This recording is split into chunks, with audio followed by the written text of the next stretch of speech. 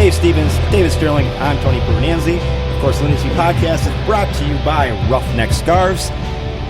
We're here today at Forgotten Star Brewing in lovely Fridley, Minnesota. And right off the top of the show, we have the head brewer, right, Matt? The only brewer. The only brewer. Flying solo right now. Matt from Forgotten Star. Matt, thanks for having us out here today. No, thanks for coming. Right off the top of the show, we want to talk to you about this brewery, how it came to be. I mean, so what kind of went into getting this brewery up and running? Well, the whole thing actually really started. We've been working on this project for about 3 years now, but the brewery being in this place was actually kind of the cherry on top of this whole redevelopment of this site. Yeah. So this was a huge production facility back in World War II. They used to make artillery for the Navy, but due to the nature of the process, it became a little bit polluted, so they actually spent the last 50 years cleaning it up. So to kind of showcase how well they cleaned it up, what better way to show that than have a brewery, because you can't make good beer without clean water. Yep. So having this place, they had the EPA awards here 3 weeks ago to showcase how good of a job they did about cleaning it up. So the water in my brewing tank is probably the cleanest water in a 10-mile radius. But just making beer here is just they really wanted a brewery to occupy this space. So. Okay. And so you were telling me earlier, this is your first build-up of a brewery, but you've been brewing at other breweries. Yeah, I've been brewing for about a decade now, which is kind of weird to say, but I brewed at a couple breweries in Uptown. I was most recently at the Free House, and now I've been working on this for the last year, physically. We're up and running, and it's a really smooth operation. It's got a great flow. This is the first brewery I've worked at that doesn't involve stairs, which I love. Nice. So I can just kind of walk around. We were here for the grand opening. Yeah. And it was packed. It was a zoo. It was crazy. We were waiting in line for a beer. It was nuts. Now next time you can just flag me down. I'll grab you over. Well, thank you. But the next grand opening. No, we had the beers on opening day, and everyone we had was fantastic. Let's talk about what we're all drinking here, because we've all got different things. Dave, did you get the honey porter? I did. That's exactly what I got. What do you think of that? I love it, and I actually had it at the opener too, and I had to get it again. Yeah, to kind of get into my philosophy of beer. We literally got our license to start brewing 6-7 weeks ago. Okay. So we really just had to hit the ground running, brew as much as we could, as fast as we could. So I thought it was important to just make true to style, straight down the pipe, normal beers, and just make sure they're clean and good beers before we kind of start developing our personality and who we are as a brewery. So all of these beers are kind of standard porter, standard cream ale, IPA. Which if we were to open with a crazy milkshake IPA, we'd just be another one. Versus just making a normal clean beer, you almost don't see that. Our IPA, if you look up the BJCP standards for an IPA, is straight down the middle. But now, I think most people think of that as a pale ale at this point. Right, so they're wow, that's not hoppy at all. Well, it's actually incredibly hoppy. 10 years ago, that would have been ridiculous. But now it's this is... Well, I have to say, that's one thing that I like about you guys right now, since it's brand new, because I kind of miss the breweries that just do something normal. Yeah. Maybe that's a little weird these days, but it almost does seem like it. Yeah, it's nice to just kind of walk into a brewery and be like, oh, they're, if it's they got their standard dark beer, they got their pale ales, they've got a variation of one or two, they've got a Belgian, and that's it. It's nice to have a clean list of beers that you don't have to think, am I going to like that? Is that going to taste weird? Do you see that expanding? In some ways, it's nice. What do you have? 8 beers on tap at the moment? I think we have 9. 9. Yeah. Okay, but you're not overwhelmed by the menu, and it's not hard to find something that you like. Everybody can find something. Yeah, we have a pretty solid spectrum. Yeah. There's a dark option, there's a fruity option, there's a hoppy option, there's a light option. You got a good base to start off with, and thank you for making a cream ale. I'm a big cream ale fan myself. Well, if you wanted me to start, this is actually one I'm really happy with, because everything in the cream ale is 100% Minnesota ingredients. Nice. So, the shirt I'm wearing right now, this is Mighty Axe hops, are the hops that are used. They're grown 1 hour that way. Yep. And the malt is from Maltworks, and, it's malted 2 hours that way. So, this is a really local beer. It's cool, and I'm pretty happy with it. I got on the cream ale bandwagon from Castle Danger. Their cream ale. I don't know if I should say this or not, but the guy who helped me set up the brew house, that was his recipe. And he asked me, what do you want to brew first? I was like, cream ale. Yeah. And I'm telling you, they got me on the cream ale bandwagon. This is a different recipe. Of course, I don't want to. Yeah. It's not the same. But it's nice to have you guys, when you start off, most breweries don't have a cream ale when they start off. It's, you get like IPAs and whatever. So. And I was going to say, I know David, you like porters as much as I do, but yes, yeah. I can't recall, and maybe I just need to expand my horizons a little bit, but I can't recall having a honey porter prior to this one. All right, let's talk about the honey porter. So the building in my rear view behind us, right before the skyline of Minneapolis, is a mill. It's a General Mill, and apparently they're responsible for 80% of the Cheerios for the country. Oh, I didn't know that. So that honey porter, we wanted to kind of do a salute to Honey Nut Cheerios. So there's 110 pounds of oats and 60 pounds of honey in the porter, just because we wanted to incorporate it somehow. I figured a porter would be a good one to do that. I like that. But the honey that we use is called Dutch Gold. Yeah. And I'm going to act like I planned this, but I didn't. That is the same honey that they use in Honey Nut Cheerios. Oh. And that was purely coincidental. I was just like, nice. Totally meant to do that. That's why you like it. It's a fun fact. It is a traditional, robust porter, but then we just kind of added that little touch. That's, without it, it'd be kind of astringent, that bitter coffee flavor. Yeah. And it just kind of gives it a little nice sweetness to help balance it out. Very cool. Yeah. So, my family. Your family's here to see you. Yeah. All right. We have those type of things happen on this podcast all the time. Yeah. So, do you want to delve into anything you're going to be coming out with? Maybe give us a hint of something you're going to try? Well, it was a real hot start. So the last couple weeks I've had to play catch up, but now that we finally caught up, this is the second batch of the cream ale, second batch of the big stick. Now I can finally start, having a little more fun. So tomorrow I'm brewing our holiday stout, even though I don't think it's going to be ready by the holidays. It'll probably be a New Year's stout. But yeah, it's going to be our Imperial Stout I want to do it's going to be a double chocolate stout, so I got two different chocolates I want to blend into it. Nice. And then I'm brewing another IPA, and then this weekend I'm going to do our first kettle sour, because that's, I feel the last piece of the spectrum that we don't have. Yeah. So I'm a big sour fan right here. I love sours. Sours for me are right top notch. So I'll be excited to see that one. And then, being Forgotten Star, we're all about the rustic and aging, that kind of thing. So we're going to get a barrel program going. Okay. So it was really funny. One guy, on opening day, he was mad at us. He's like, "Why don't you have any barrel aged stuff yet?" And I'm like, "Because you have to age it for a day. You have to age it first. I don't know. It's a problem. Give me a break, man." And I love the location. I'm curious about, because we've been here a couple times now on weekends, but we've never been here, say, for a happy hour. You're right in, I guess, what would you call this, Northern Stacks? Yep, it's the Northern Stacks complex. Big industrial complex. So needless to say, a lot of people work here in the area. So what are your happy hours like on a weekend? Well, we keep our beer priced fairly a step, they're about $6 a pint, and I think you're getting a good deal for it.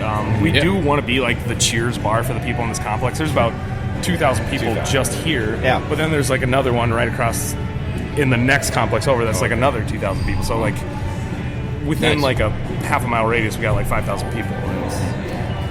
So yeah, we really, really want to accommodate to those people as much as we can, and we're during the day we want to turn this into a workspace, almost if you want to come out here and have a meeting and have a beer, we're open for that. Awesome. Even though, And I work a mile that way. Okay. And I live 3 miles that way, so I haven't done it yet because I think I already hinted it to my wife that I have a brewery that's basically on the way home. Okay. But this is a nice location. It's a nice spot to stop off for a beer after work or at lunch. It's a little bit interesting because it's either going to be your first stop or your last stop based on where we are. It's you're either going to be downtown on your way back up to the northern suburbs or whatever, and let's hit that on the way home, or you're going to start there on your way back into town or something like that. So we get a lot of that, really big starts and really big finishes, and then the middle is just kind of whatever. And you guys have 56 Brewing right down the street. Yeah, and we've been there before to do a podcast, and I think it's great that you guys are right down the street from each other. You can stop here, go over there for a little bit, play some pinball, have a beer there, come back this way, you know. Yeah, we've been down there, especially during construction. We're like, all right, let's take a break. Let's have a beer. Let's go to 56. So let me ask you about the event space here.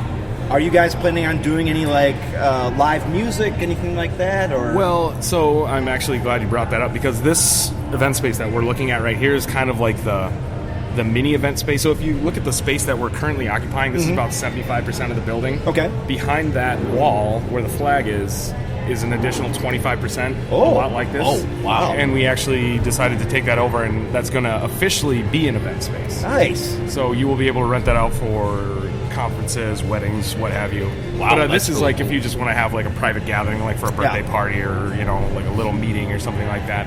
And on weekends we usually just open it up. Anyone can go there. But reminds me of Lupulin up in Big Lake. Yeah, they get that space. We were up there for a podcast, and they were showing us they were opening up a space next door. They bought out to do events like you're talking about here. So that's awesome. You guys are doing that. Yeah, I mean, we have the space, so it's like might as well find a way to use it efficiently. Yeah. What's your capacity roughly now? I mean, that could change. This side, the fire code capacity is about 490. Okay. And then the other side is 150. But right now we have literal seating for about 250 people. So 250 people can find a chair. Right. I mean, we can occupy a lot more than that. And then I guess rolling right into it, what's your brewing capacity? We have a 15-barrel system. Everything you see in here is a 15-barrel size. So we have 5 fermenters, 6 bright tanks, and then room for keg service. So, like I said, right now it's a one-man system, so I try to design it as efficiently as possible for one person. Yeah. Because I didn't want to spend my life cleaning kegs, so that's why I got it. It looks great. It looks great back there. And where'd you get all that equipment? The company's called Craft Kettle, and they're based out of New Orleans. Okay. Yeah, and they did a great job. It's like semi-automated, I was so gonna ask. I'm curious. it's really nice that. when I brew. I don't have to physically make connections. I can just turn valves and things go where I need it to go. I mean, it does take longer to clean it at the end of the day, but like I said, all you have to do is just okay, let's clean that part now. Okay, let's clean that. Just flip a switch. It's not Nice. okay, change hoses or anything. So before we get you out of here, do you guys have any plans in the future? Are you looking ahead to 5 years? Do you guys want to do cans or bottles? Oh yeah, 100%. I mean, where we're sitting right now, we already cut floor drains and ran the plumbing underneath this concrete. So when we grow for more production style brewing, everything's already in place. So now we can just bring the tanks in, kind of plug and play. So the idea is it's kind of going to be 2 breweries. So what you're seeing there and flowing that direction is going to be taproom style brewing. Okay. And anything that comes over here would flow in the opposite direction, and that would be more production style. So it would be bigger fermenters, canning line, kegging operations, and then going out that door. So, yeah, it's awesome. Yeah, very cool. Well, I mean, we enjoy this place. The first time we came in here, it was great, and we decided we got to do a podcast out here at some point. Yeah, well, we knew right away. This would be a great location, great spot, space. great room. Did y'all see the bottle caps on top of the sacks? No. Yes. Now I have to admit I did not realize what they were until I saw it on Instagram. I know I took photos. So. It was just they just got installed 2 weeks ago. I thought it was just a really nice touch. 2 weeks ago. Okay, I would have missed it in the open. I think it was the week after opening day. Okay. I don't know. I'm not sure. So, again, we're at Forgotten Star. Matt, thanks for coming on. Hey, thanks Appreciate it. Thanks for the great beers, and thanks for having us out here. We're going to step into some MLS talk. Matt, if you want us to hang out, you can. Well, my parents did just walk in the door. I had no idea they were coming. Okay, so go hang out with your parents. I might have to go say hi real quick. So. Well, thanks, Matt. Thanks for having me. I appreciate it. Let's step into some MLS talk because we got a lot to talk about. Well, not really. I mean, there's not really a lot to talk about because where we are. The Loons have done Sterling. They have done nothing. Right, and I mean, I guess not many teams have done much. Well, you did have the the waiver draft, and we did. I suppose we did pick up a goalkeeper. We got a goalkeeper, and I'm not even going to attempt to pronounce his name. So, if you can, that's why I didn't want to bring it up because I'm not going to pronounce his name. He was at Orlando. I think he played 2 or 3 games. He was with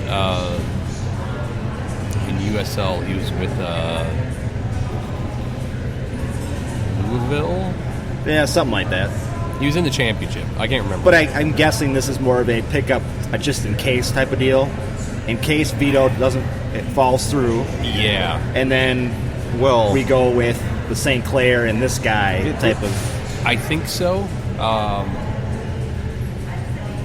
I think it's interesting to consider what they might be doing with this pickup, because he doesn't have enough MLS experience to consider him a potential starter, but at the same time, you're going to run out of options. Well, and it's not. I mean, keep in mind, like, they did not pick up Bobby Shuttleworth's option. Well, that was and so it's not. I mean, it's not uncommon to have 3 goalkeepers. In fact, it's fairly normal. Whether how old is this kid? Is he like 20 something? Yeah, he's in his 20s. Okay, so he's a guy that you could potentially stick in Madison. I see. And just he's definitely a guy that we could hope to develop a little bit more.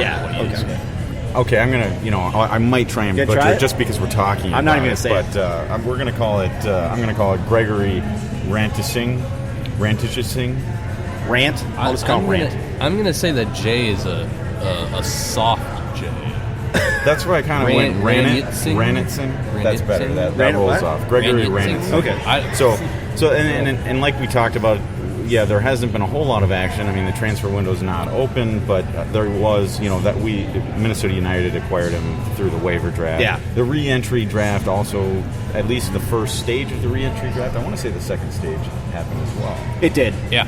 All of it. And Miguel is still out there. Yeah, I was going to say, there's not a lot of news there. Yeah, so. It's interesting that he's still out there. Yeah. He's made some weird tweets lately. He has. He's not coming back. No. But it'll be interesting to see where he goes. You'd think like one of these expansion teams would have picked him up. Well, I mean, price tag might be too high. It might be, yeah, you're right. I would say Houston's the obvious location. Oh, yeah. I don't know how that's going to work out. Well, so you're gonna have Minnesota South in Houston, pretty much, right? If they sign Navarra, and I think you run into an interesting situation though, because you have Darwin down there, who plays essentially on the right, right, and Miguel would play on the right, So Tab Ramos would be stuck with having to balance guys who play similar positions. I don't know how you do that. Yeah, I don't know. I have a feeling the market maybe is shrinking a bit for him, which is unfortunate. Yeah, I mean, I know there was some of us kind of thought he would have been kind of selected through at least the second round of the re-entry draft.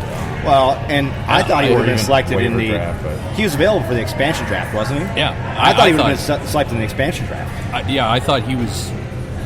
If there would have been 3 guys, I would have put him in my top 3. And Tony, I think the problem with the expansion draft was the fact that if you have a player selected like Abu Danladi, was selected, that's it.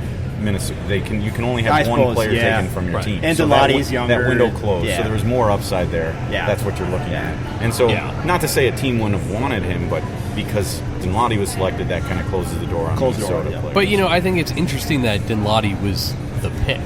Yeah, well, he's young, of all the players you could have picked from us, I guess raw talent, young, higher ceiling, makes sense. Higher ceiling, yeah. But it is what it is. I think before we get to, I just want to circle back to Gregory Ranjitsingh. Under his vitals, Minnesota United lists him that his pronunciation is Ranjitsingh. Okay, so just to clean that up, and also David, you mentioned he did play.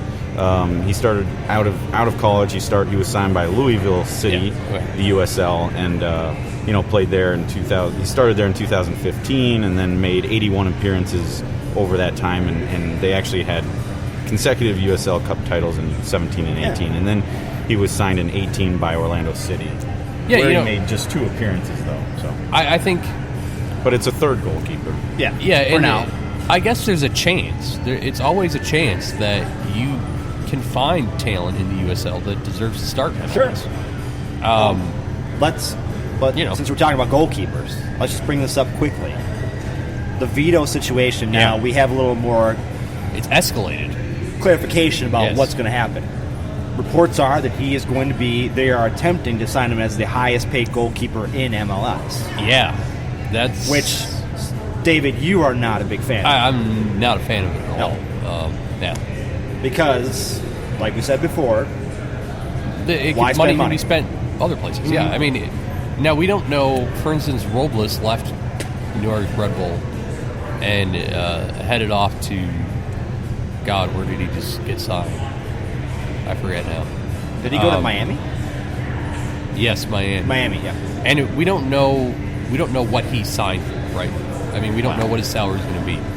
But he was making less than $400,000 at Red Bull.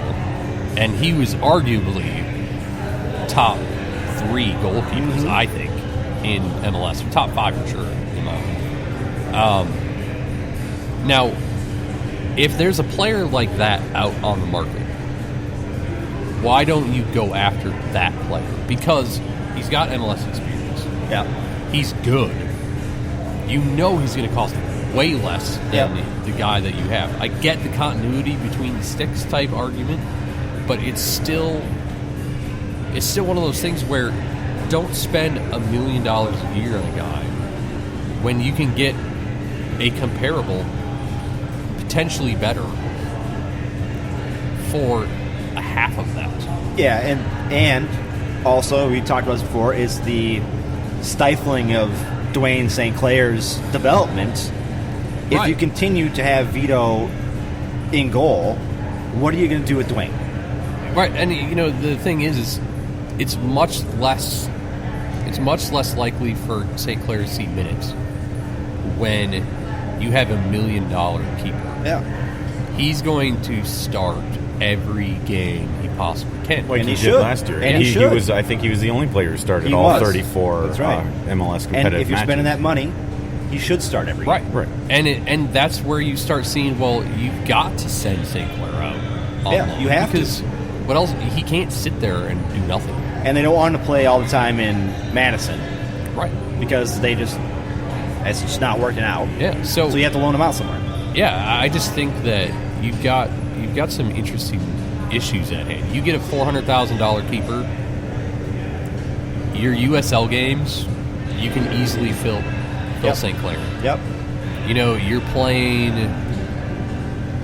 dumpster diving Cincinnati, put St. Clair in. That's right. So you're paying $1 million, you're not going to do that. No, you wouldn't.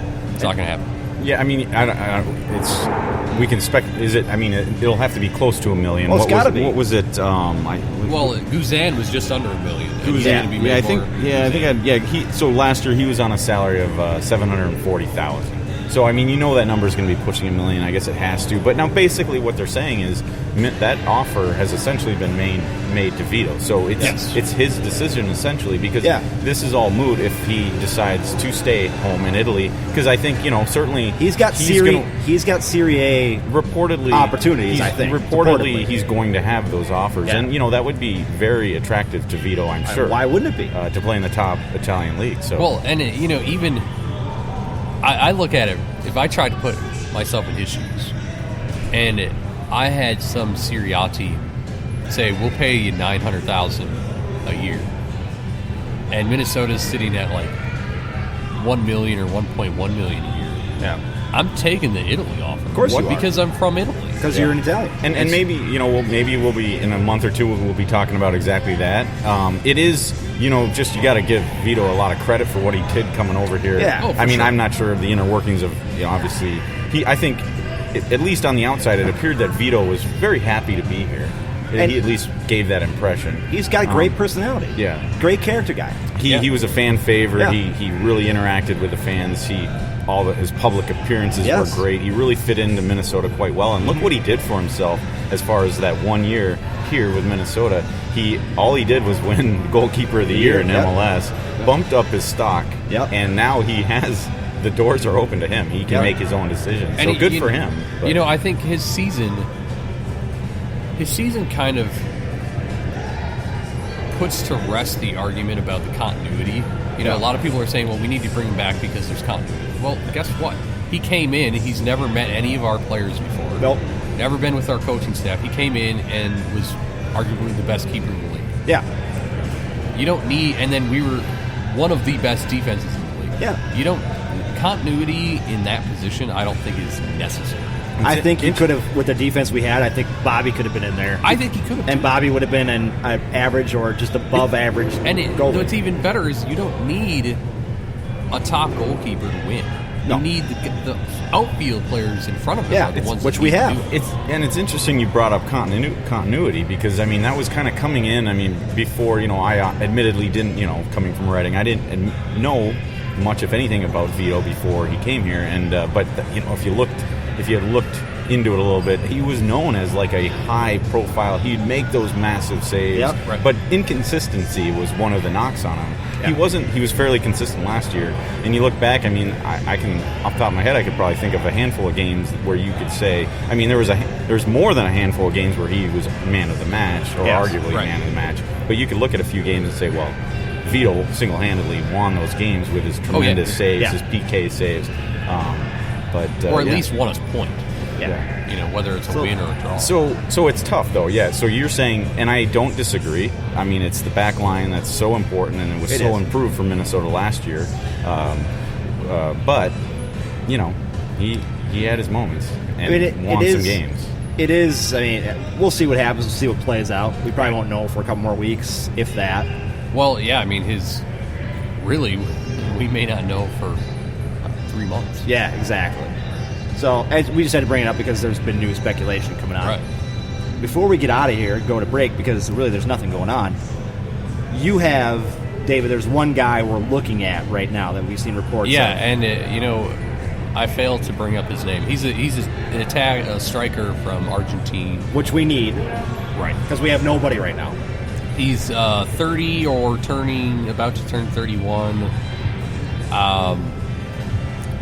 If I knew his name, I'd say it, and when I see it, I know his name because I've. But the name doesn't matter. It's an older striker from. Right. Yeah. All I see is now his success has been higher, but still, when I see a 30-year-old South American, all I see is Angelo Rodriguez Part 2, and I don't care what his past experience has been, which has been better than what Angelo's was. Yeah.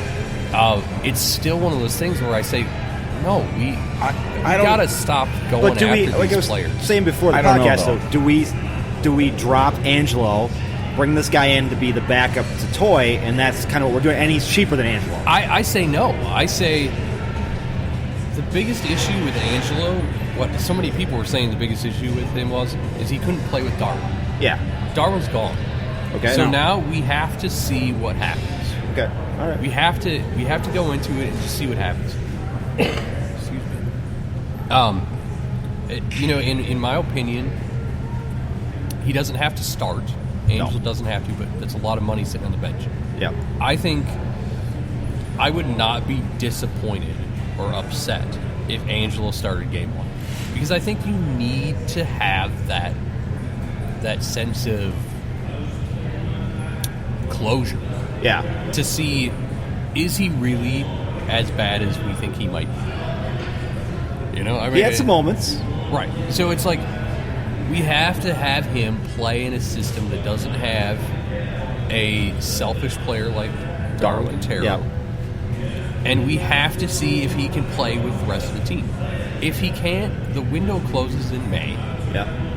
There's a new window in the summer. Yeah. We can get rid of him. Yeah. I mean, it's the reality of it. I don't think you have this huge need to go out and find a big signing But who knows if he's a big... should, but you don't have to. Who knows if he's a big signing, though? Who knows? I don't know how much money they're spending. Right. He could be lower than Angelo, where they're saving money. And then we have to decide who's playing the 10 anyways. Right, and that's the other thing. And so, if we don't know who's playing the 10, we don't know how they're going to hook up with these guys anyway. Yeah, and I think Chacon, from what I've heard from Adrian and Amos this offseason, Chacon is not a starter next year. No.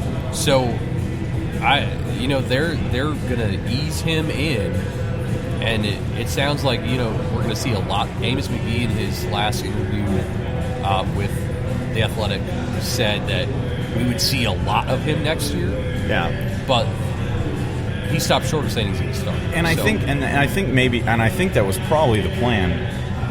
He's a young player, Chacon. He just turned 19. Mm-hmm. Yeah. And they signed him wasn't to a 5-year contract. Yeah. It was a multi-year contract. So it's not one of those 2-year contracts where you're paying for performance now. It's a long-term deal with Chacon.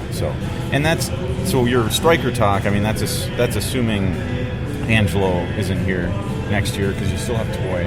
Right. That's all. Well, Dinladi's gone, so I mean, you need to have several strikers. You need to have at least one more. Yeah. But again, I was saying it depends on who plays the 10. Right. Who's playing 10? Is Molino going to switch over to 10? I mean, I've heard things that he could. I think he wants to. I think he wants to. Yeah.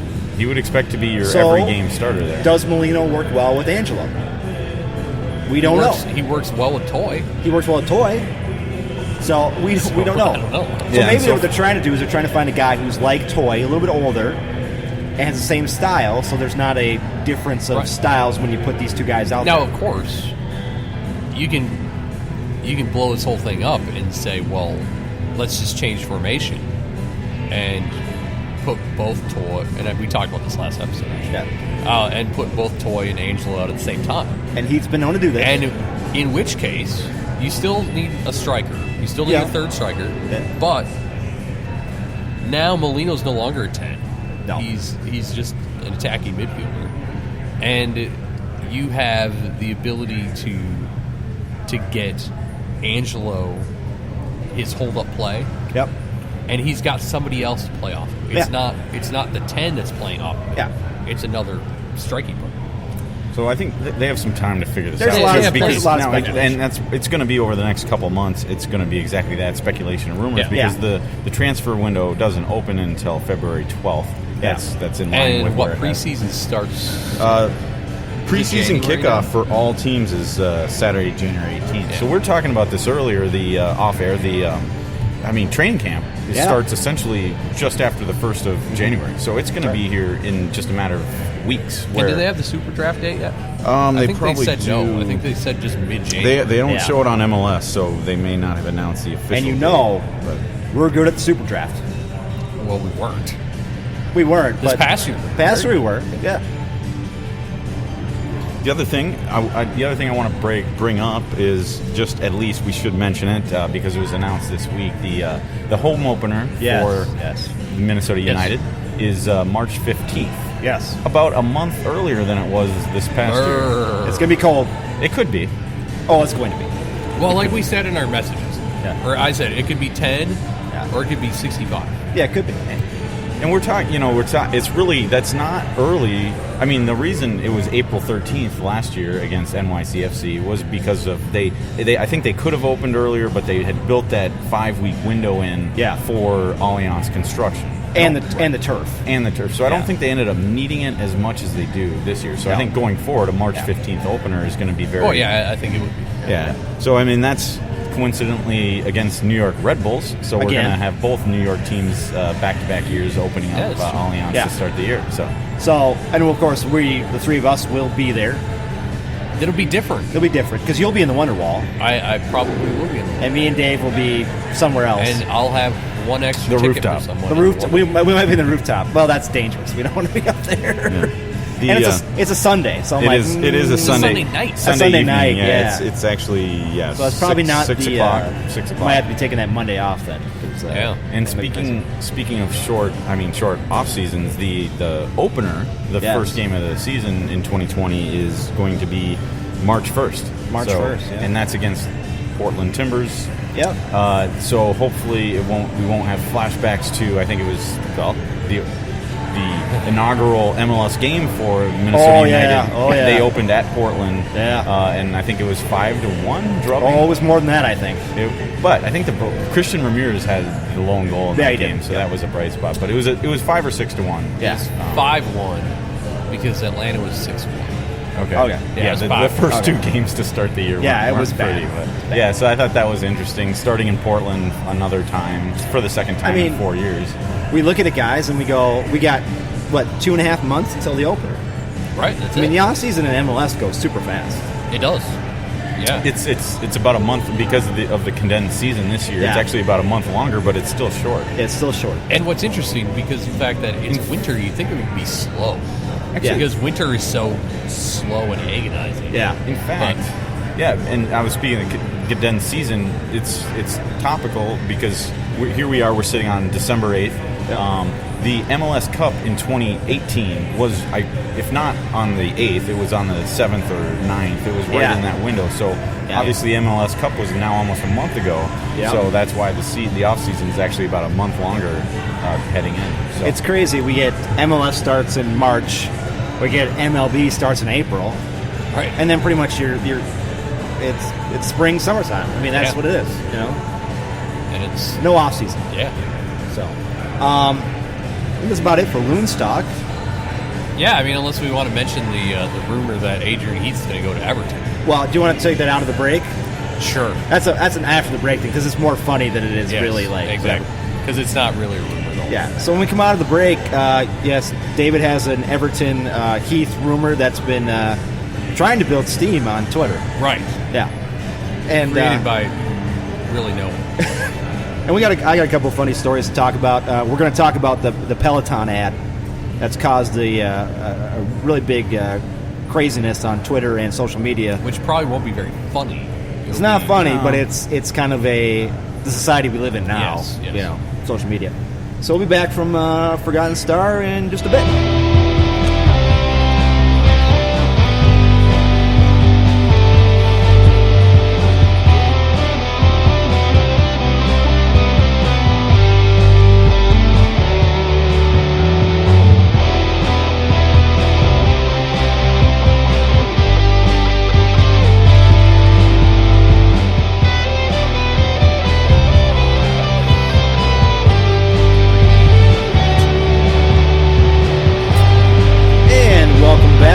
Podcast. We, of course, are still at Forgotten Star Brewing Company in lovely Fridley, Minnesota. The Vikings game is on in the background because they are playing right now, playing Detroit. Yet still, I want to say quite a few. I don't know what you used to describe the number of people wearing Loons gear. We have Loons gear because, as we mentioned on our Facebook post, they are offering $1 off if you're wearing Loons gear. So you all missed out. Yeah, if you're listening to this and you didn't come, you missed out on $1 off. It's a one-time only deal. Yeah, one time. And really, if you want to watch the Vikings game, you could have put on some Loons gear and come watch the Vikings game. It's true. Could have gotten $1 off your beers. Yeah. Whatever. I just got the cream ale because I was talking about that earlier, and of course, I love cream ales. And this cream ale, like he mentioned, was sort of based off of the Castle Danger. It's a different recipe. Right, yes. But he based it off the Castle Danger, which I got into cream ales anyways. So, and it's fantastic. And I wanted to say, I'm looking forward to them bottling and canning things as well, you know. So, if they start coming out with bottles and cans in different places around here, I'll be excited to go out there and buy a 6-pack of their beers. You know? It'd be definitely cool.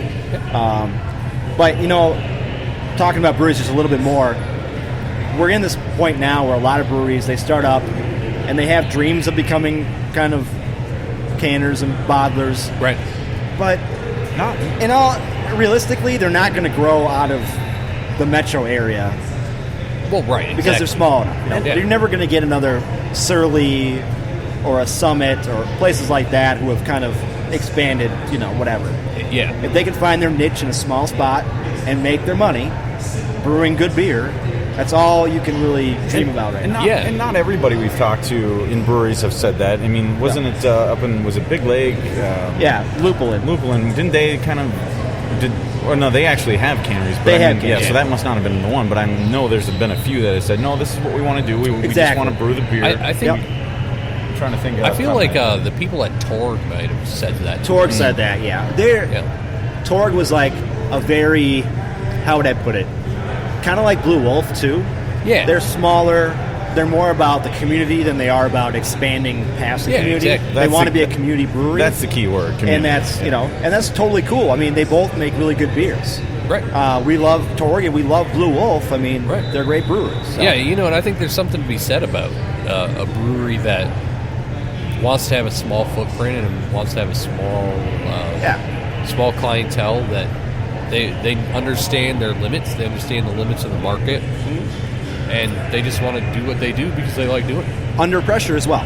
They are a niche brewery. This is what they want to do. That's their whole deal. Right? And that's totally fine. And what Matt was talking about here, expanding, again, if they can make it work, great. Yeah, exactly. What did you guys end up getting? I ended up going with the River Road Red Ale. So it's fitting that we're right off of River Road here in Fridley or North Minneapolis, I guess northern Minneapolis. But it's good. I did not try this one at the opener, so I was kind of excited to try it. So it's smooth, it's good. Nice finish. It's got like chocolate malt and what's called golden naked oats. I'm sure all sorts kind of locally, like Matt was saying earlier. So it's great. That's actually what my dad had. My dad was here. By the way, watching the podcast, and after the podcast, the first half, he goes, I try to listen to you guys, but of course I don't understand what you're talking about. So whatever. I'm like, Pops, it doesn't matter if you don't understand it. Thanks for coming out. We appreciate it. You bought a beer here. You supported the cause. You supported the brewery. Exactly. Good deal. David, what did you end up getting? Yeah, so I have to say I had the red earlier. And I liked it. I thought it was very good. I got the Epic Day IPA this time. It's very piney. I like it. It's a low IBU. I think it's like 25 or 26. But it's got a nice crisp hop. It's good. Now, is that the one that the dollar goes to ALS? Yes. Okay, so they have a thing going on, and I think this is a national, I believe, event. It's Ales for ALS, and they make these ales and IPAs, and they put it up on their board, and if you buy one, $1 goes to ALS Therapy Development Institute. So come on out, buy an IPA, give $1 to ALS research. Can't go wrong with that. And I took a picture. They have coasters lying around with that. Took a picture of it. It'll be on Instagram. So again, a lot of breweries do this type of stuff. I just want to mention that this brewery is doing the same thing. Before we move on, there was supposed to be a food truck here today. Oh, really? Maybe the weather scared them And away. the weather, I don't know. I think it was the big red truck. I think they were here for the opener. Yeah, I think so. Yeah, and they were supposed to be back today, and I don't know what happened, but it's something. The Big Red Wagon. Big Red was, Wagon, December 8th, and it was scheduled for 11 to 7 today, and then Sandy's Grill will be here on Wednesday. So maybe it's kind of dreary. It is dreary, but it's nice to have a food truck, though. Yeah. I think, dreary. I mean, everybody listening to this podcast, at least locally, should be enjoying this. It is dreary, but it's not. It's warm. Cold. It's warm. A couple days from now, it's going to be. It's going to be 0 on Wednesday. Yeah. 0. And there's a chance of like 6 inches of snow tonight. But I'm talking like 0. Yeah, that's cold. That's not cool. I hate that. I hate anything below 25. Oh, join the club. Yeah. I'm not a big fan of anything that cold. Yeah. Then you compound it with snow, and it's like, fuck you, Mother Nature. I hate you. I think you know why I hate the wintertime so much, even though I'm from the Iron Range, is because I was born in July. Oh, sure. Yeah. Being a summer kid, I think, Dave, you were born in July. I was, yeah. So, do you hate the winter as much as I do? Yeah, I do. It's one of those things, I was just talking about it recently, you just can't you'd think you would, maybe especially people living, elsewhere, you'd think you could get used to it, or it would get easier over time, but it doesn't. It's the same thing every year. It's terrible. It's hard. And I think that has to do with us being summer kids. Maybe. I think, having birthdays in the summer and associating the summertime with good times, and you associate the winter with, except for Christmas, you associate with just this gloomy, 5-month stretch of snow and cold. Yeah. I was born in the fall, so it's interesting that I guess I like the fall. I like late summer, fall. Yeah, see, there you go. It's interesting. Never really thought about that. Yeah, it's when you're born. So let's get into some things first they're soccer related, but it's more of a rumor. Right. Well, not even rumor. It's more of a a campaign, really. It's a campaign to get rid of somebody. Yeah, it's a campaign. Yes. Get rid of our manager. Yes. So it's no surprise that there are people in Minnesota that don't like Adrian Heath. Yeah. That might be an understatement when I say don't like. There's a lot of people. There are people in the quote-unquote independent media. Yeah. And by that I mean podcasts. Yeah. Who have made it very known that they detest the man. Because they think that he has everything to do with the team losing in the beginning. He's to blame for everything. Yeah, exactly. Yeah. Including the long lines at the bathrooms at Allianz. Yeah, he's the scapegoat for everything that goes wrong with his team. So, with that said, there was a campaign, so to speak, started that I think was influenced potentially by an Everton fan from back in September who argued that Adrian Heath should go back and manage Everton. Yeah. So there's somebody who I believe has listened to the podcast. I don't know if he listens all the time. Who decided to take it upon himself to start a rumor and hope that it generates some steam on Twitter of Adrian Heath going off to Everton. I don't know that it's generated any steam, but I did see yesterday that he tweeted out to Taylor Twellman, of all people. Oh, Taylor, of course, yeah. Of his opinion on the rumors that Adrian Heath is going to go to Everton, which I got a kick out of, quite honestly, because obviously there are no rumors. Except for the one he's Taylor creating. Twellman probably saw that and was like, what the hell is he talking about? Yeah, no idea. But so there is a collection of people who have taken up support of this movement. So it may have been an Everton fan that started, and you said as much, and maybe it's due to their frustration of Everton's performance here so far in 2019, 2020 Premier League, but they're not having a great season at the moment. And then I just love the fact that there's a bunch of Heath haters that jump on the bandwagon and blow up this rumor. This is what social media does, though. Yeah. You blow things up. You know? And it's a good segue into our story. Into our next story, which is, I think a lot of people have seen this ad. It's the Peloton ad. Yeah. Just came out a couple weeks ago. And everybody jumped on this ad and on social media and started going after it because of what this ad was about. So I got an article here from, I don't even know where it's from.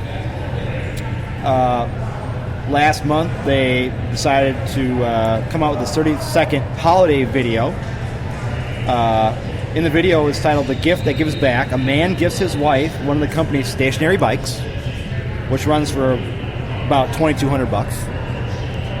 Then the ad starts to take a bizarre turn. All right, first ride, I'm a little nervous but excited, the woman says. And I will tell you, if you've seen the video, the woman looks like she's kind of panicky or... Yeah. Watch the video. You'll see her facial expressions are kind of weird, right? Yeah. And then she takes it for a spin, but she's documenting her rides to make a vlog for her husband at the end of the year. That's the whole deal. And at the end of the ad, the couple curls up on the couch and watches the video, and the woman has taken off her new exercise regime, which have inexplicably decided to stream on their TV. And she says, "I don't realize how much this would change me." And she says thank you to her husband. After the ad's release, a few comedians and social media users made fun of it, as the woman's devotion to her Peloton appears to be making her miserable. Right.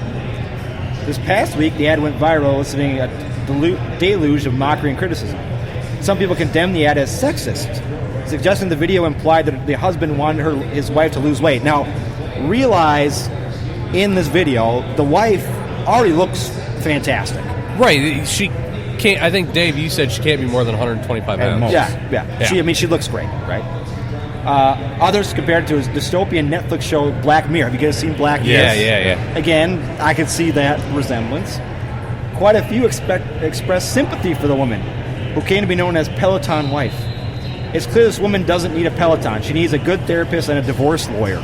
Right, yeah. People say.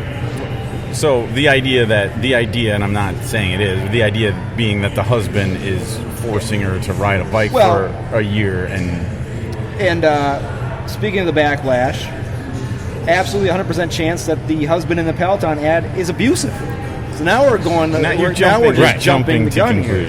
You know, and the Peloton husband has come out and said he's been getting shit on Twitter now, but he decided to run with it. He's now has a Twitter handle Peloton husband. Oh wait, he's actually gone after this. Well, he was. I get from the article I read, some other things that I've seen. One of his buddies texted him and said, "Hey, dude, this ad is blowing up. They're calling you abusive and calling you this." And he started seeing it, and instead of shying away from it, he decided to jump into the fire and become Peloton husband on Twitter and talked about all the things going on. It appears the negative reaction to the ad also had a financial backlash. Yeah, this is huge. Business Insider reports that this week Peloton stock plunged 15% in 3 days, which represents about $1.5 billion in loss to the company. Yeah. But of course, Peloton insisted that didn't have to do with the ad. But how can it not? Really? Well, yeah, it's too coincidental otherwise. Alice is on Twitter, some people thinking the ad was real. I don't know if they were serious or not. I saw that. And asking about, is this real? Is she in trouble? Right. Do we need to go and send help to her house? Yeah. Because she's in trouble. And a lot of it was, I think a lot of that was due to some of her, facial expressions during the commercial where they cut to her face riding the bike. And it's vigorous exercise. I mean, you're not necessarily going to look comfortable. Yeah, and for the record, I do have to say that, especially for us, beer drinkers, regular exercise, whether you're fit or in shape or not, is not a bad idea. It's a great idea, physically and mentally. Yeah, and I think I mentioned before we started recording that when I go to the gym, which is not as much as it should be, I'm not smiley and happy. No. For the hour that I'm there, and for numerous reasons. One, it's exercise that my body's not used to. Yes. Two, I'm thinking about things I could be doing in that hour that would be not that. Yeah, exactly. And I can guarantee you that no person's going to look at my face and be like, "Oh, that's a cute guy. Yeah. He's having fun and he's enjoying himself." No, I'm not. Well, now we talk about this woman's expression. Her expression is in the middle of enjoyment and kind of fear. Yeah. It's a weird expression. It is a weird expression. And I think that's where it jumps off of, is you see this expression on her face and you think, is she trapped in this whole dystopian future of this guy giving her the bike and saying, "Hey, ride this thing every day," Which maybe somebody needs to reach out to the actress. Well, I think they're trying to, and she hasn't been responding. No, actually, I have to bring this up now. Yeah. In fact, they have responded as of Friday. Ryan Reynolds is actually trolling Peloton on Twitter. Actually, as it turns out, the same actress that appeared in that Peloton commercial appeared in a aviation gin commercial, which Ryan Reynolds owns. Yeah, exactly. And so she was in this commercial, and basically, I'll just quick to sum it up because I haven't actually seen the commercial, but Ryan Reynolds owns a company, tweeted on Friday night the 41-second video, and basically his caption was "exercise bike not included," and it's for his gin company, Aviation Gin. But basically, the commercial begins with the same actress's eyes wide open, looking into the camera, and she says, "This gin is really smooth," as her friends agrees. And then one of her friends says, "We can get you another one if you'd like," one says. And another friend says, "You're safe here," the other friend chimes in. And then the Peloton commercial actress says, "To new beginnings," as they clink their glasses together. And then another friend says, "This is going to be a fun night," one of her friends says, eyes wide. And then the ad cuts to a holiday-themed shot of Aviation Gin as one of the friends says, "You look great, by the way." So how is that for trolling? Ryan Reynolds is the best. Nice. The guy. So it didn't take long. I mean, that was Friday night. So just a couple weeks after the original. And that was the original actress. Again, I look at this ad and what happened after this ad as, the issues we have in the society. Right. As we take an ad and we jump way into the abyss over. I mean, it's funny. We don't even think anymore. No, we don't think. No. Here's my take on it. I'm not, the reason people are getting outraged, I understand maybe what they're thinking, but it's just, here's my take on it. If I watched that ad, and I hadn't actually seen, I had to go back and watch it on Twitter after I heard about all this outrage. So I watched the ad, and I'm like, okay, I see why But I'm telling you, if I was at my house and I'd never heard anything about this commercial and just watched the ad, I'd watch the ad and I'd just go, whatever. Yeah. Ho-hum. The same way I watch ads like the Lexus, the couples gifting them cars, or the Chevrolet or whatever it is. I would watch that ad and I wouldn't even raise an eyebrow. No. Just be like, oh, Peloton. But here's my deal. It's like, let's not jump to conclusions on this thing. Right. Maybe she wanted a Peloton bike. Maybe she asked for one because she wanted to get healthier. She doesn't need to lose weight. She wants to get healthier. Right. And that's what Peloton is trying to create. Because it was obvious she lost at least 3 pounds. But here's the deal. You can't put a larger woman on this ad because then it's fat shaming. Okay? Right. You can't do that. So you have to go to the next thing, right? And it's a woman who was a family who maybe wanted to get healthier, or her husband gave it to her, and that's that. And then she says at the end, I'm thankful that you got me healthier by buying me this Peloton bike. Right. She's not trapped in this relationship. She's an actress. She's not trapped in a dungeon. Her husband's not forcing her to do what she's doing. Yes, let's make it clear that this is an a commercial. Yeah, just like a movie or a TV show. And it's not real. Not real. And they're not selling a $20 gym membership. They're selling a $2,000 exercise bike that, it's not everybody's going to own one of these things. And, regular exercise is an excellent thing. And that's what they're trying to push for, not to everybody, but people that can afford something like that. Dan Barrero on K-Fan. I listen to him when I'm driving home. He actually brought this ad up in one of his. He has a segment called "Death of Our Society" segment, and he had 3 of them one day, and one of them was this.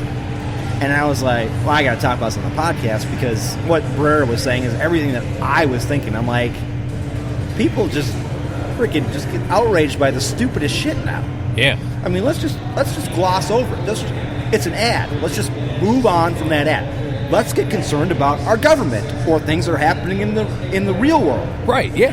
Let's not get concerned about Peloton wife who's being forced to ride a bike potentially. I don't think that's a bad. I don't. She's not being forced to ride a bike. You're jumping to conclusions. Yeah. It's not sexist. In fact, being an ad, she willingly accepted to do this. Mm-hmm. So it's the exact opposite. She signed a contract.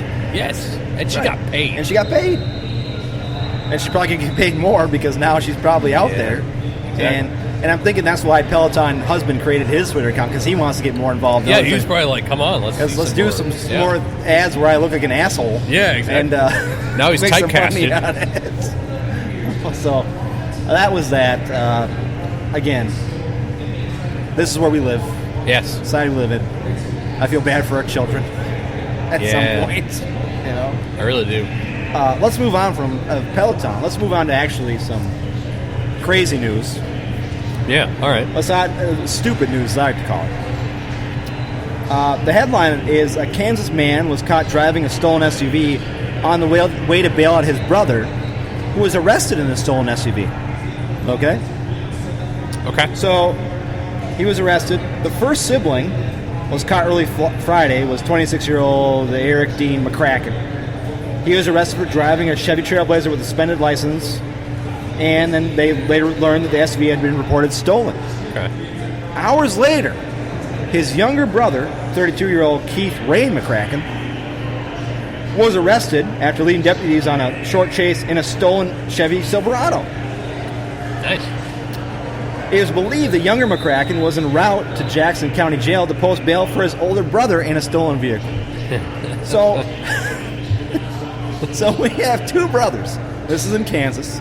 And if you guys can see, if you can, go look it up because the pictures do them justice. You can tell these 2 without a doubt. These 2 are obviously got some issues. So older brother gets picked up in a stolen SUV. Younger brother says, I gotta get my older brother out of jail. I better steal myself an SUV and go get him out of jail. And then, of course, gets picked up for being in a stolen SUV. How stupid can you be? So first off, there's the back-to-back mug shots, David, for your benefit. Yeah.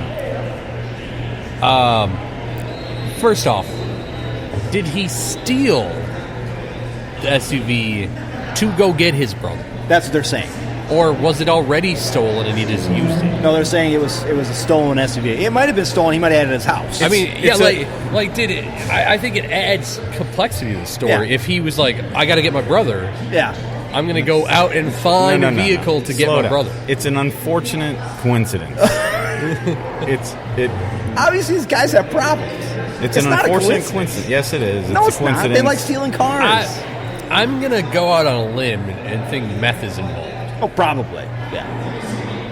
Either indirectly or directly. Yeah. I would like to think it's directly. But it's a little heartwarming because he wants to go get his older brother. Well, it's true. And they were reunited at the jail. They were reunited at the jail, yes. We have to realize that it's a picture of humanity. Yes, of course. Family is important. Yes, family is important. Especially when it comes to stealing SUVs. Especially, in the holiday season. The holiday season. Yes. He wanted to spend the holidays with his family, so it's the logical answer. I mean, we've had stupid stories on the show before. The cleaning lady and the breakfast people. Yeah. But every week you can find something like this where it's just like, what the fuck were you thinking? Right. It's unfortunate it wasn't Florida. Yeah, well. I mean... What's your first? I mean, okay. I'm gonna look at this from my point of view. Okay, my younger brother gets picked up for driving a stolen SUV, and I'm gonna go bail him out. Right. My first thought is not to find another stolen SUV and drive it to the police station. Right. My first thought is, well, I'm gonna go bail him out, but I better take a clean car. Well, that's the rabbit hole. You can't start thinking. You can't try and think how other people act. Well, exactly. They're idiots. Well, apparently.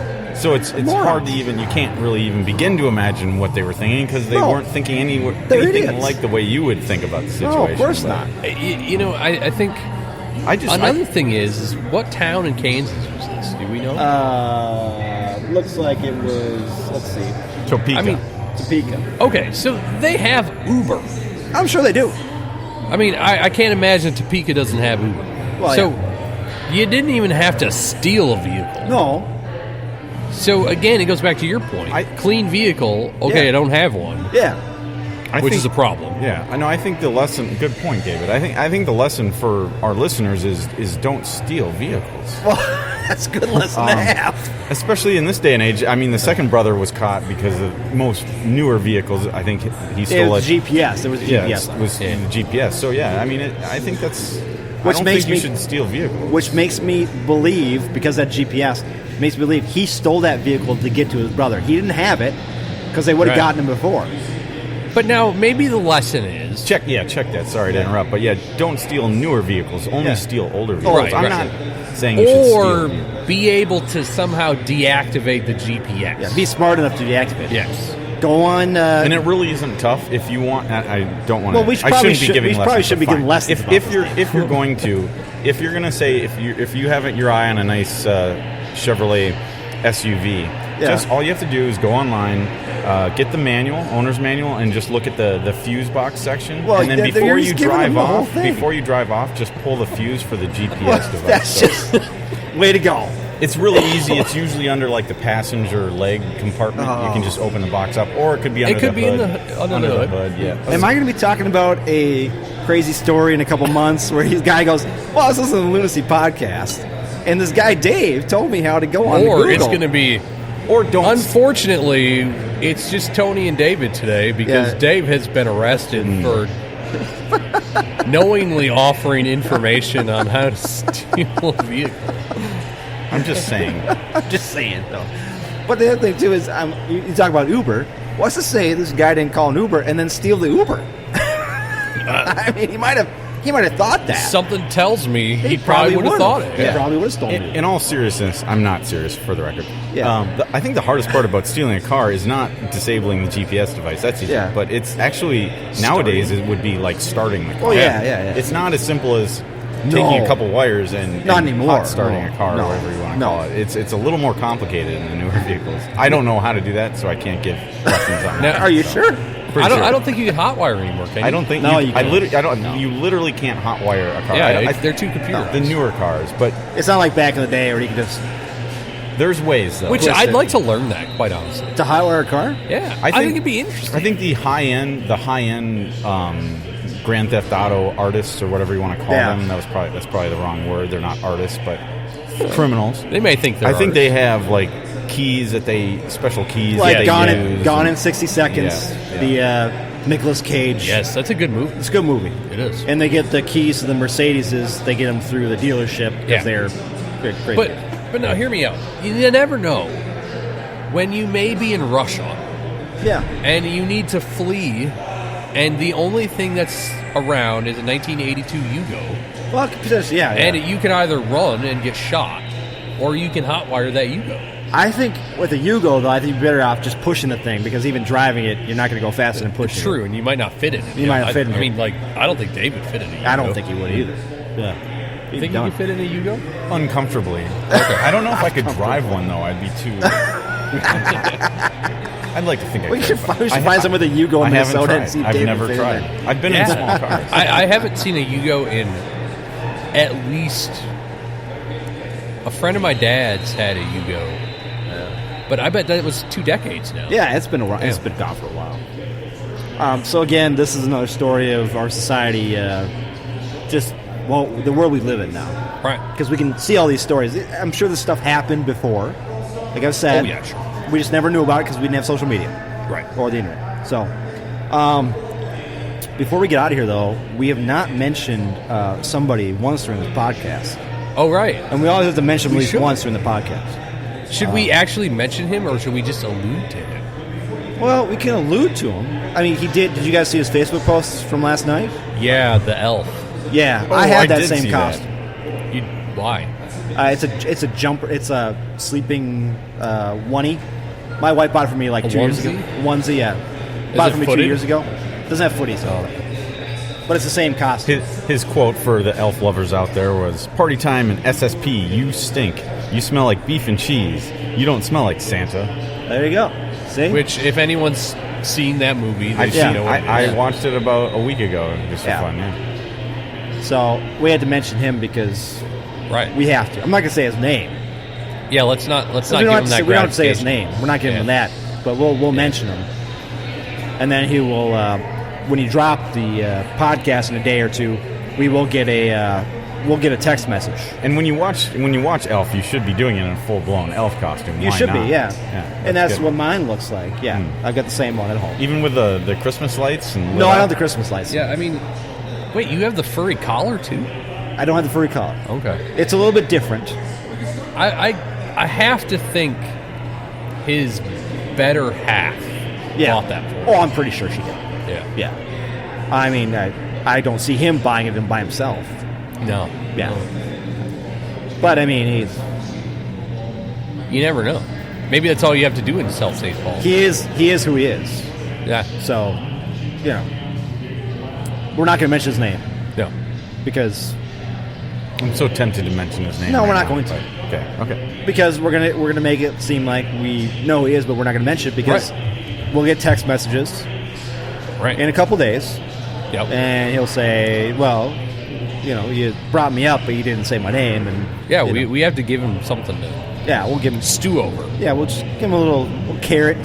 Carrots. Do you guys have anything else you want to talk about?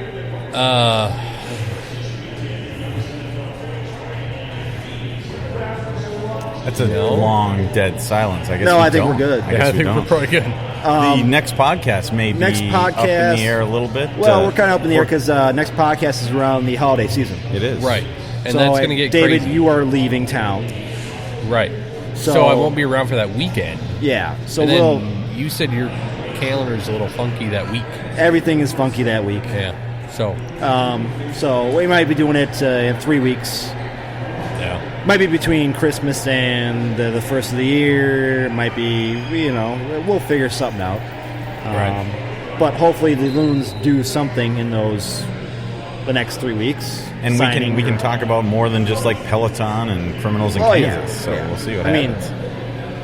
It's a slow season. It's slow season. What else can we do? But it was well worth getting out here to Forgotten Star. Yes, of course. That was well worth the trip. Exactly. Anybody that hasn't been to Forgotten Star needs to get here. Forgotten Star. Get here. because I think they're going to do some great things in the near future. Even with what they have right now, their basic stuff is great. Yeah. I think it was Matt was talking about the sours and his Christmas, probably January. Good. That sounds fantastic for all you stout lovers out there. And I should have brought it up when we were talking about Peloton. I mean, speaking of fitness and exercise, I think Forgotten Star, at least on the weekend Saturdays, because they were doing it on the opener, they have like yoga and events like that. In the mornings, I think it's like 9 o'clock in the morning before the brewery actually officially opens. Yes. So, and they got the space for it. They got the space for it. It's a good spot. Again, I've never spoken badly about any brewery we've ever been to because they've all been great. Exactly. This place is no exception. Andy, who I talked to, is one of the co-owners. Dr. Andy, because he's a doctor. He's a chiropractor. Okay. It was great talking to him. Matt being on the podcast. Always a pleasure to have guys on from the breweries, especially a head brewer like himself, to give us the knowledge of what's going on with this place. So, before we go, I do have to give a shout-out to our sponsor. Thanks to Roughneck Scarves, official scarf supplier to MLS, USL, and US Soccer. Get custom scarves for your group or team at roughneckscarves.com. You can find us anywhere you can find podcasts. Apple, Spotify, Podbean. We're actually available now in the UK on Deezer. Oh, we're available across the pond. Give us a like on Twitter. Yeah, give us a like on Twitter, on Facebook. Instagram, Facebook. We're part of the BGN network. That's bgn.fm. We're also part of the Minnesota Podcast Network. That is MINN. Podcast.com, I believe, yes. On that podcast, that section, you will find a bunch of Minnesota stuff. Yeah, we're actually part of another Minnesota Podcast Network. What? There's another one? I forgot to tell you guys that. Oh. PodMN. PodMN. Okay. And there are some prestigious podcasts on there. Oh. Gleam and the Geek on that one, too? I think so. Okay, cool. I always set my standards to Gleam and the Geek because they are the Minnesota podcast that is like top of the food chain. So again, we had great beers here at Forgotten Star. For myself, Tony, for Dave and David. We'll talk to you guys in 2 to 3 weeks. Something like that. I don't know. See you later.